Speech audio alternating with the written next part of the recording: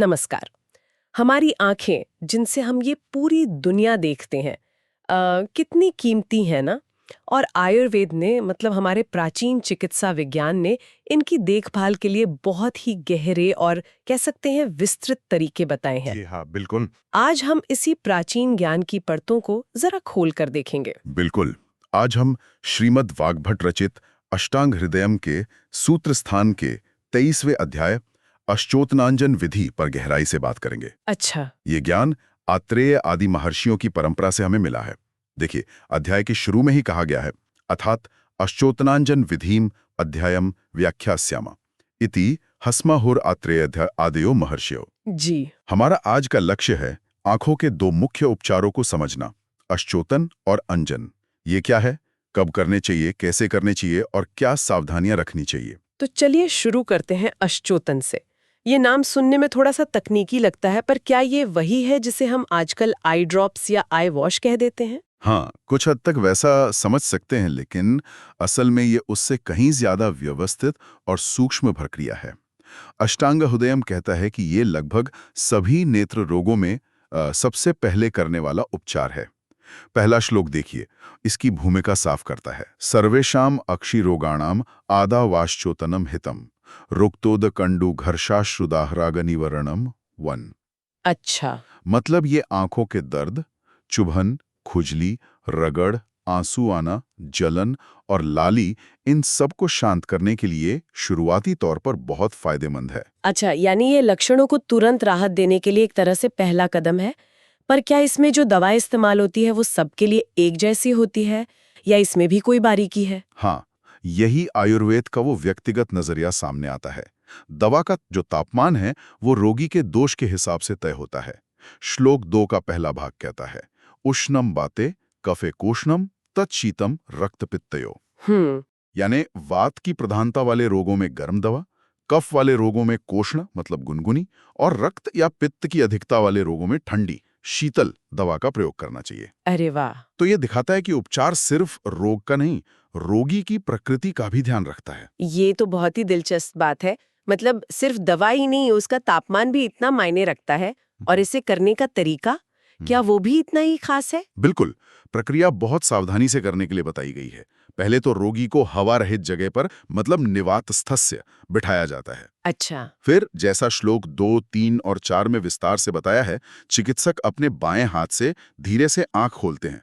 Women पाणिनोन्मील्य लोचनम शुक्तौ प्रलंबया अन्येन पिचुवर्त्या कनीनी के 10-12 वा बिंदून द्व्यंगुलाद अवसेचयेत। जी। फिर दाहिने हाथ से एक साफ बर्तन जैसे शुक्ति या कटोरी में रखी दवा में रुई की बत्ती, पिचुवर्ती जिसे कहते हैं, वो डुबोकर आंख के भीतरी कोने में, जिसे कनीनिका कहते हैं, वहां लगभग 2 अंगुल की ऊंचाई से 10 या 12 बूंदे डालते हैं। द्व्यंगुलात कहा है। 2 अंगुल की ऊंचाई से, इसका क्या मतलब है? क्या खास बात है इसमें? हाँ, टीकाकार समझाते हैं कि ये ऊंचाई इसलिए रखी जाती है ताकि बूंदें सीधे आंख की पुतली पर जोर से ना लगें, अच्छा। कोई परेशानी ना हो। मतलब प्रक्रिया बहुत सौम्य होनी चाहिए। जी। इसके बाद एक नरम कपड़े से हल्के से पोंछना होता है। जी।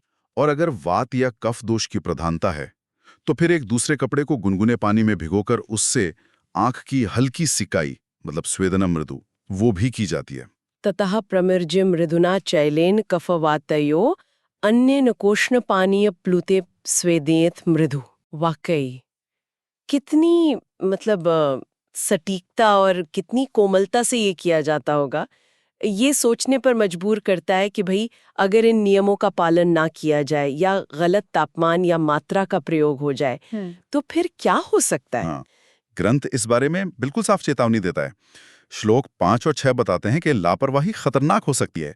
अत्युष्ण तीक्ष्ण रूग राग दृंग नाशाया अक्षि सेचनम अति शीतम तु कुरुते निस्तोदस्तम वेदना 5। बाप रे। काषाय वर्तम ताम घर्षम कृच्छादुन्मेषणम बहु विकार वृद्धिमत त्यल्पम संरंभम अपरिश्रुतम। हम्म। सीधे शब्दों में कहें तो बहुत ज्यादा गर्म या तेज दवा दर्द, लाली और यहां तक कि दृष्टि हानि, दृष्टि जा भी सकती है। ओह। बहुत ठंडी दवा चुभन, जकड़न और दर्द पैदा कर सकती है। मात्रा अगर बहुत ज्यादा हो गई तो पलकों में रूखापन, रगड़ और आंख खोलने में दिक्कत हो सकती है। अच्छा। और अगर बहुत कम मात्रा डाली तो रोग बढ़ सकता है और एक और बात, अगर दवा ठीक से बाहर ना निकले, आंखों में ही रह जाए, तो सूजन, जिसे संरंभ कहा है, वो आ सकती है। यानी सटीकता ही सबसे जरूरी है। तापमान, मात्रा, विधि सब कुछ एकदम संतुलित होना चाहिए। लेकिन एक सवाल मेरे मन में आ रहा है, ये जो आंख में दवा डाली, ये सिर्फ आंख पे ही असर करती है या इसका प्रभाव कहीं और भी होता है? हाँ, ये बहुत ही महत्वपूर्ण बिंदु है और श्लोक 7 इसका बहुत सुंदर जवाब देता है। गत्वा संधिशितो घ्राण मुख स्रोतांसी भेषजम ऊर्ध्वगाण नयने न्यस्तम अपवर्तयते मलान।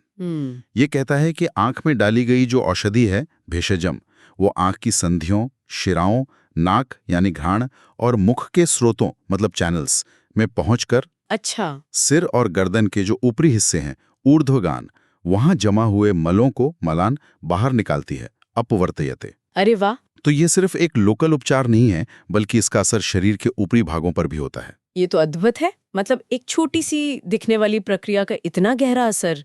तो ये था हाश्चोतन, पहला कदम कह सकते हैं। अब आते हैं अंजन पर। जी, इसे हम आमतौर पे काजल या सुरमा लगाने से जोड़ते हैं। आयुर्वेद में इसका क्या प्रयोजन है और इसे कब इस्तेमाल करते हैं? देखिए, अंजन जो है वो आश्चुतन के बाद का, या कह सकते हैं कि एक ज्यादा लक्षित उपचार है। अच्छा। इसका प्रयोग तब किया जाता है जब शरीर की सामान्य शुद्धि, जैसे वमन, विरेचन वगैरह हो चुकी हो, शुद्ध तनोह कहा है, और दोष मुख्य रूप से आंखों में ही केंद्रित हों, नेत्र मात्राश्रये मले। श्लोक 8 और 9 इसके संकेत बिल्कुल साफ करते हैं। अथांजनम शुद्ध तनोह नेत्र मात्राश्रये मले पक्वलिंगे अल्पशोफातिक कंडू पैक्षल्य लक्षिते मंद घर्षाश्रु रागे अक्षी प्रयोज्यम घन दूषिके आरती पित्त कफा सृग्भिर मारुते न विशेषतः। अच्छा। मतलब जब रोग के पक्व लक्षण दिखने लगें, जैसे सूजन कम हो गई हो अल्पशोफ, पर खुजली बहुत हो अतिकंडू, और आंखों में चिपचिपापन हो पैच्छल्य, हाँ। रगड़, आंसू और लाली हल्की हो मंद घर्षाश्रु रागे, और आंख में गाढ़ा स्राव या कीचड़ जैसा हो घनदूषी के, तब अंजन का प्रयोग सही रहता है। जी। ये पित्त, कफ, रक्त और खासकर वात दोषों से होने वाले नेत्र रोगों की जो पीड़ा है आरती, उसमें विशेष लाभकारी है। तो ये स्थिति के थोड़ा स्थिर होने पर दोषों को बाहर निकालने या ठीक करने के लिए है। अच्छा, क्या अंजन भी अलग अलग तरह के होते हैं? हाँ, उनके काम के आधार पर मुख्य रूप से 3 प्रकार बताए गए हैं। श्लोक 10 का पहला भाग देखिए। लेखनम, रोपणम, दृष्टि प्रसादनमिति त्रिधा अंजनम। पहला है लेखना, इसका मतलब है खुरचना या साफ करना। अच्छा, लेखन। हाँ, ये आंखों की जो असामान्य वृद्धि होती है, जैसे मांस बढ़ जाना, जिसे अरम कहते हैं, या सफेदी आ जाना, शुक्र जिसे कहते हैं, उसको हटाने के लिए प्रयोग होता है। जी। दूसरा है रोपणा, इसका मतलब है घाव भरना या ठीक करना। रोपण। हाँ, जैसे कंजंक्टिवाइटिस जिसे अभिशंद कहते हैं, उसमें सूजन या घाव हो तो ये उपयोगी है। ठीक है। और तीसरा है दृष्टि प्रसाधना, इसका उद्देश्य है दृष्टि को निर्मल और स्वच्छ करना, आंखों को आराम देना। दृष्टि प्रसाधन, तो ये 3 मुख्य प्रकार हो गए। और जाहिर है इन अलग अलग कामों के लिए ये अलग अलग चीजों से बनते होंगे। बिल्कुल, उनके गुण उनके घटकों से ही आते हैं। श्लोक 10 का बाकी हिस्सा और 11 का पहला भाग यही बताता है। लेखनम तत्र कषायाम्ल पटूषणय 10 रोपणम तिक्तकैर द्रव्य स्वादुशीतय प्रसादनम। तो लेखन अंजन कसेले, कषाय, खट्टे अम्ल, नमकीन, पटू और तीखे या गर्म उष्ण द्रव्यों से बनता है। ये गुण खुरचने में मदद करते हैं। अच्छा। रोपण अंजन कड़वे तिक्त द्रव्यों से बनता है। ये शोधन और हीलिंग में सहायक होते हैं। टीकाकार इसमें कसेले और स्निग्ध मतलब चिकनाई वाले द्रव्यों को भी शामिल मानते हैं। जी। और प्रसादन अंजन मीठे, स्वादु और ठंडे शीतल द्रव्यों से बनता है, जो शांति और स्पष्टता देते हैं। और आपने पहले एक प्रत्यंजन का भी जिक्र किया था, वो क्या चीज है? वो एक तरह का कह सकते हैं सहायक अंजन है। श्लोक 11 का उत्तरार्ध और 12 का पहला भाग बताता है। तीक्ष्णांजनाभिसंतप्ते नयने तत्प्रसादनम। अगर कभी तीक्ष्ण मतलब तेज अंजन लगाने से आंखों में ज्यादा जलन या परेशानी हो, अभिसंतप्ते, हाँ, तो उससे शांत करने के लिए जब यही मीठे और ठंडे द्रव्यों वाला प्रसादन अंजन खासकर पाउडर के रूप में लगाया जाता है, तो उसे प्रत्यंजन कहते हैं। अच्छा, मतलब एक तरह का एंटीडोट जैसा, या आराम पहुंचाने वाला उपाय। बिल्कुल। बिल्कुल। यानी जरूरत के हिसाब से उपचार को संतुलित करने का भी तरीका है।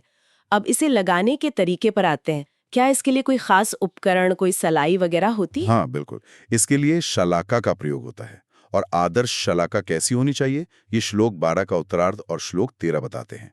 दशांगुला तनुर्मध्ये शलाका मुकुलानना 12, प्रशस्ता लेखने ताम्री रोपणे काल लोहजा, अंगुलीचा सुवर्णोत्था रूपेजाचा प्रसाधने।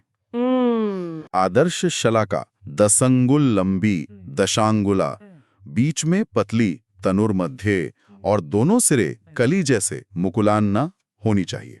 10 अंगुल? काफी लंबी। हाँ। और यहाँ एक और बहुत सूक्ष्म बात है, शलाका किस धातु की बनी हो ये अंजन के प्रकार पर निर्भर करता है। अरे वाह, धातु भी? ये तो कमाल है। हाँ देखिए, लेखन के लिए तांबे की ताम्री, रोपण के लिए लोहे की कालोहजा, या कभी कभी उंगली अंगुली का भी प्रयोग हो सकता है। अच्छा। और प्रसादन के लिए सोने सुवर्णोत्था या चांदी रूप्यजा की शलाका सबसे उत्तम मानी गई है। सच में?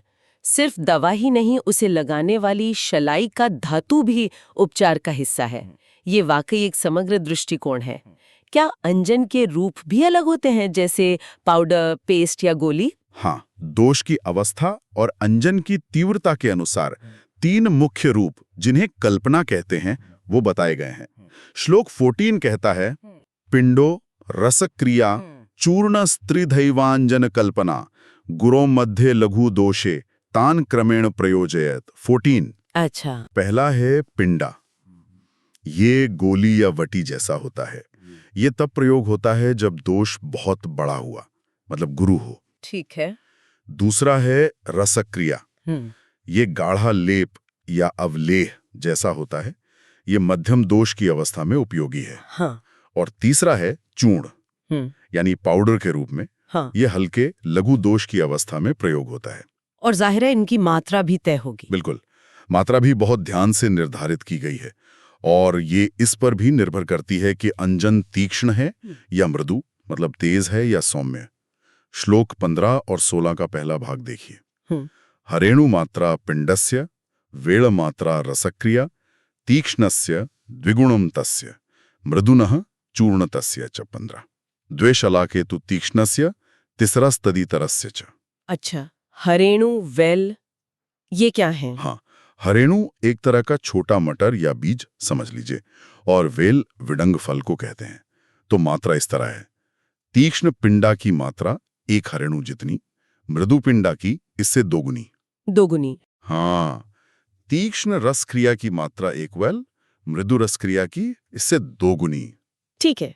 और तीक्ष्ण चूर्ण उतना जितना 2 शालाकाओं में आ जाए, मृदु चूर्ण उतना जितना 3 शालाकाओं में आए। वाह, ये इकाइयां आज भले ही हम इस्तेमाल न करते हों, पर ये साफ है कि मात्रा का कितना सटीक निर्धारण था। ये सब जानने के बाद अब समय का सवाल उठता है, क्या अंजन कभी भी लगा सकते हैं या इसका भी कोई नियम है? हाँ, समय का विचार बहुत महत्वपूर्ण है। श्लोक 16 का उत्तरार्थ और 17 बिल्कुल साफ करते हैं कि कब अंजन नहीं लगाना चाहिए और कब लगाना चाहिए। निशि स्वप्ने न मध्यान्हे मलाने नोष्ण गवस्तिवे।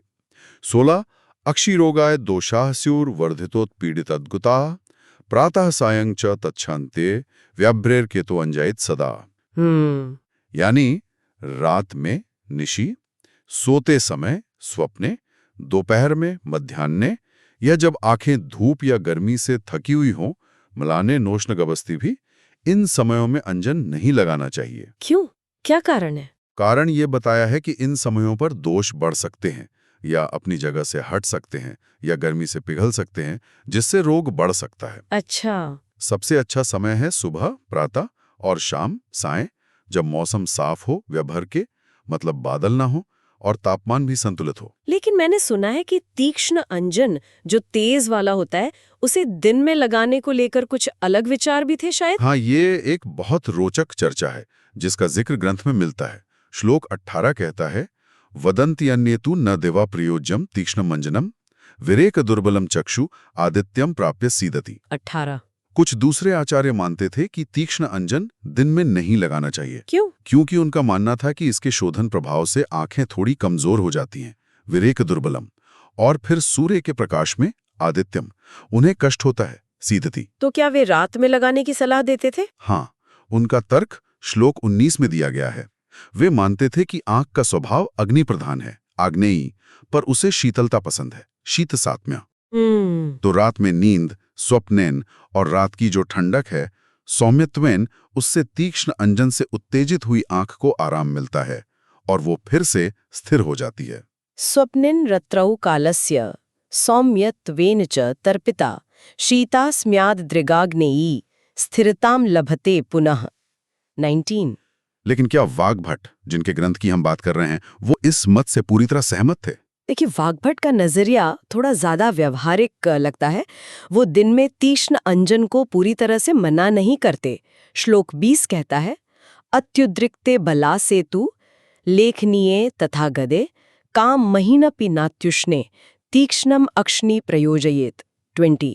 अगर कफ यानी बलास बहुत ज्यादा बढ़ा हुआ हो या फिर लेखन क्रिया करने योग्य रोग हो, जैसे वो अर्म या शुक्र बताया था, हाँ, तो दिन में भी आहनी अपी, बशर्ते कि बहुत ज्यादा गर्मी न हो, न अत्युष्ण, तीक्ष्ण अंजन का प्रयोग किया जा सकता है। कामम शब्द का प्रयोग है, जो शायद ये दिखाता है कि अनुमति तो है, पर शायद आदर्श स्थिति नहीं। और इसे समझाने के लिए वो लोहे और पत्थर वाली उपमा भी दी गई है शायद। हाँ, बहुत सुंदर उपमा है। श्लोक 21 में अश्मनो जन्म लोहस्य ततैव च तीक्ष्णताः उपघातोपि तेनैव तथा नेत्रस्य तेजसः। 21। अच्छा, जैसे लोहा पत्थर से ही निकलता है और पत्थर पर ही घिसकर तेज होता है, लेकिन वही पत्थर उसे कुंद भी कर सकता है, मतलब उसकी धार खराब कर सकता है। सही बात है। वैसे ही आंख का तेज यानी दृष्टि सूर्य जैसे तेज स्रोत से पुष्ट होती है, पर जरूरत से ज्यादा तेजी या गर्मी उसे नुकसान भी पहुंचा सकती है। इसलिए वाग्भट का मत है कि दिन में तीक्ष्ण अंजन लगाना पूरी तरह मना नहीं है, पर सावधानी बहुत जरूरी है, परिस्थिति देखनी होगी। और रात में भी अंजन लगाते समय एक सावधानी बरतनी होती है। बिल्कुल। वाग्भट ये भी कहते हैं कि अगर रात में आंखें बहुत ठंडी हों, शीतें आती, जैसे मान लीजिए कफ के कारण हो, तो तीक्ष्ण अंजन ठीक नहीं है। अच्छा, क्योंकि वो ठंडक और जड़ता के कारण दोषों को ठीक से बाहर नहीं निकाल पाएगा। दोषों मसरावयत और उल्टे खुजली या जड़ता, कंडुजाड्य वगैरह बढ़ा सकता है। ये श्लोक 22 में है। न रात्रावपि शीते अति नेत्रे तीक्ष्णांजनम हितम दोषो मसरावयत स्तब्धम कंडुजाड्यातिकारी तत्। 22। तो कुल मिलाकर निष्कर्ष वही निकलता है, सुबह शाम सामान्य मौसम ही सबसे सुरक्षित और उत्तम है। इसके अलावा भी कई स्थितियां हैं जब अंजन बिल्कुल नहीं लगाना चाहिए। मुझे याद है सूची काफी लंबी थी। हाँ, श्लोक 23 और 24 में एक लंबी सूची दी गई है। इन्हें हम कुछ श्रेणियों में बांट कर समझ सकते हैं। नांजयेद भीतवमित विरिक्ताशित वेगिते क्रुद्ध ज्वतित तांताक्षी शिरोरुक्षोक जागरे। 23। अदृष्टे अर्के शिरः स्नाते पीतयोर धूम मध्ययोर अजीर्णे अग्निअर्क संतप्ते दिवासुप्ते पिपासिते। 24। हाँ, ये तो काफी सारे हैं। हाँ, जैसे कुछ शारीरिक अवस्थाएं हैं, वमन या विरेचन के तुरंत बाद, भोजन के तुरंत बाद, अजीर्ण की स्थिति में, सिर से नहाने के तुरंत बाद, धूम्रपान या मद्यपान के बाद, बहुत प्यास लगने पर या बुखार में। जी। कुछ मानसिक अवस्थाएं हैं, जैसे डर लगने पर, बहुत क्रोध में होने पर, शोक में होने पर या नींद पूरी ना हुई हो, जागरे कहां। और कुछ अन्य स्थितियां भी हैं, जैसे शरीर के वेगों को रोकने पर, आंखें बहुत थकी हुई हों, सिर दर्द हो रहा हो, बादल छाए हों, आग या धूप में ज्यादा देर रहने के बाद या दिन में सोने के तुरंत बाद। ये सूची तो यही दिखाती है कि आंखों का स्वास्थ्य हमारे पूरे शरीर और यहाँ तक कि मन की स्थिति से कितना ज्यादा जुड़ा हुआ है। अच्छा, क्या अंजन की गुणवत्ता के बारे में भी कुछ बताया गया है कि भाई कैसा अंजन इस्तेमाल नहीं करना चाहिए? हाँ, श्लोक 25 इस बारे में बताता है। ऐसा अंजन प्रयोग ना करें जो बहुत ज्यादा तीक्ष्ण हो या फिर बहुत ही ज्यादा मृदु हो। अच्छा, दोनों ही नहीं? हाँ, संतुलन जरूरी है। और जो बहुत कम मात्रा में लगे या बहुत ज्यादा मात्रा में लगे, बहुत पतला हो या बहुत गाढ़ा हो, खुरदुरा हो या बहुत ज्यादा ठंडा या बहुत ज्यादा गर्म हो। अति तीक्ष्णम मृदु स्तोक बहन श्च घन कर्कशम अत्यर्थ शीतलम तप्तम अंजनम नावचार्येत। 25। ठीक है। अब मान लीजिए सही अंजन सही समय पर सही विधि से लगा दिया उसके तुरंत बाद क्या करना चाहिए? क्या आंखें खोल लेनी चाहिए? नहीं, तुरंत नहीं। श्लोक 26 और 27 इसके बाद की प्रक्रिया बताते हैं। अथानुन्मीलयन् दृष्टिम अंतः संचार्येच्नै अंजिते वर्त्मनि किंचित चाल्येचैव मंजनम। 26 तीक्ष्णम व्याप्नोति सहसा नचोन्मेषनिमेषणम निष्पीडनम च वर्तमभ्याम क्षालनम व समाचरेत। 27 आंखें बंद रखते हुए अनुन्मीलयन् दृष्टिम धीरे धीरे पुतलियों को अंदर ही अंदर घुमाना चाहिए। अंतः संचार्येच्नै। अच्छा, बंद आंखों में? हाँ, और पलकों को भी हल्का हल्का हिलाना चाहिए। वर्तमनि किंचित चाल्येत, ताकि अंजन ठीक से फैल जाए। एकदम से आंखें खोलना बंद करना या पलकों को जोर से भींचना या तुरंत पानी से धोना, ये सब मना किया गया है। तो फिर धोना कब चाहिए? धोना तब चाहिए जब दवा का असर या जो थोड़ी जलन वगैरह है वो शांत हो जाए। अपे तोषद संरंभम, और आंखें सहज महसूस करें। निर्वृतम। अच्छा। और धोने के लिए भी रोग, दोष और मौसम के अनुसार जो पानी सही हो उसी का प्रयोग करना चाहिए। ये श्लोक 28 में बताया है। अपेतौषध संरंभम निर्वृतम नयनम यदा व्याधि दोषर्तु योग्याभिर अब्धे प्रक्षालयेत तदा। 28 और धोने के बाद सफाई का भी कोई खास तरीका बताया है? हाँ, श्लोक 29 में बताया है कि कपड़े से ढके हुए पंगूठे से ऊपरी पलक को पकड़कर धीरे से साफ करना चाहिए। दाहिने अंगूठे से बाईं आंख और बाएं अंगूठे से दाहिनी आंख। दक्षिणांगुष्ठकेनाक्षी ततो वामम सवासा ऊर्ध्ववर्त्मनि संगृह्य शोध्यम वामेन चेतरत। 29 अच्छा, ये सफाई क्यों जरूरी है? ये इसलिए जरूरी है क्योंकि अगर अंजन पलकों पर लगा रह गया, वर्त्म प्राप्तो अंजना, तो वो वहीं दोष पैदा करके नए रोग पैदा कर सकता है। ये श्लोक 30 का पहला हिस्सा कहता है, वर्त्म प्राप्तो अंजात दोषो रोगान कुर्याद अथुन्यथा। समझ गई।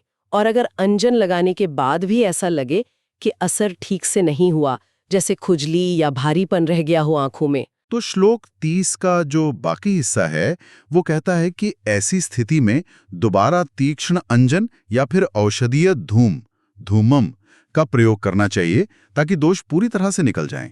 कंडुजाड्य शंजनम तीक्ष्णम धूमम वा योजयेत पुनः। 30 और अगर अंजन ज्यादा तेज लग गया, मतलब जलन हो रही है आंखों में, हाँ, तो उसके लिए वही प्रत्यंजन का उपाय है जो शीतल चूर्ण रूपी अंजन बताया था, वो लगाना चाहिए। श्लोक 30.5 में यही है। तीक्ष्णांजनाभितप्ते तु चूर्णम प्रत्यंजनम हिमम। तो ये थी आश्वतन और अंजन की पूरी कहानी अष्टांग हृदयम के नजरिए से। ये वाकई सिर्फ आई ड्रॉप्स डालना या काजल लगाना नहीं है, बल्कि एक पूरी चिकित्सा पद्धति है जिसमें प्रक्रिया, दवा, तापमान, मात्रा, समय, रोगी की अवस्था, यहाँ तक कि वो लगाने वाली सलाई का धातु भी मायने रखता है। बिल्कुल। ये जान हमें आयुर्वेद के कितने सूक्ष्म अवलोकन, व्यक्तिगत उपचार और समग्र दृष्टिकोण की एक झलक देता है। और हाँ, ये भी याद दिलाता है कि ये उपचार कितने नाजुक हैं और इन्हें विशेषज्ञ की देखरेख में ही किया जाना चाहिए। सही बात है। आज हमें शायद इन प्रक्रियाओं की बारीकियों से ज्यादा उनके पीछे जो सिद्धांत छिपे हैं उनसे सीखने की जरूरत है। संतुलन का सिद्धांत, सटीकता का और शरीर की अवस्था के प्रति संवेदनशीलता का। इस प्राचीन ज्ञान की गहराइयों को देखते हुए ये सवाल मन में जरूर उठता है, क्या आज हम अपनी इतनी भागदौड़ भरी जिंदगी में अपनी इंद्रियों, खासकर अपनी आंखों के प्रति इतने सजग हैं? क्या इस विस्तृत और इतनी सावधानी भरी प्रक्रिया से हम आज की स्वास्थ्य देखभाल के लिए कोई सबक ले सकते हैं? ये वाकई सोचने वाली बात है। शायद ये हमें याद दिलाता है कि स्वास्थ्य केवल लक्षणों का इलाज करना भर नहीं है, बल्कि शरीर और मन के उस सूक्ष्म संतुलन को बनाए रखने की कला है। इसी विचार के साथ आज की ये गहरी पड़ताल यहीं समाप्त करते हैं। नमस्कार। नमस्कार।